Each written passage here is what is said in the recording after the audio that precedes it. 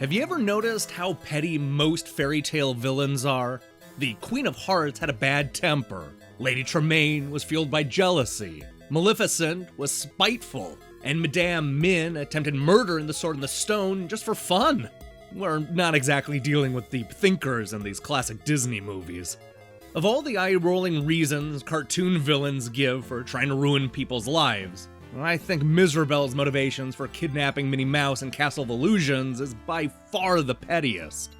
In a nod to the Wicked Queen in Snow White and the Seven Dwarfs, Miserabelle is threatened by the beauty of Mickey's girlfriend and locks her in a giant castle. That's just not the way you're supposed to handle personal insecurities.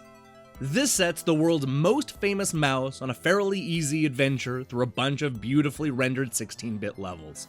It's an early Genesis game with great gameplay and no real surprises. Well, except for one surprise. You can murder Mickey and come back as a ghost. Okay, so it's not as brutal as I make it out. But if you hold A, B, and C buttons and press start, our rodent hero will become a ghost.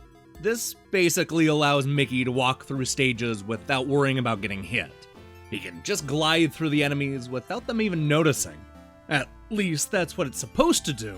I couldn't get it to work properly, but considering that pretty much every magazine alive in 1990 ran with the code, it apparently works with some versions of the game. But let's not get hung up on that one small caveat, because I have an important point to make. This is one of those don't try it at home scenarios you hear so much about. As tempting as it might be to make life easier by turning into a ghost, there's no guarantee that you'll, actually come back as a ghost. Chances are you'll die and, well, stay dead. And even if you do end up coming back as a ghost, you'll probably be stuck haunting a single location. Who wants to be on house arrest for eternity? Take it from somebody who doesn't exist. Becoming a ghost won't make life any easier. Hey, thanks for watching the 10th episode of the 32 Dangerous Cheat Codes. Can you believe we're already 10 episodes into this thing? I guess that means we only have 22 more days to go until the big finale on Christmas Day.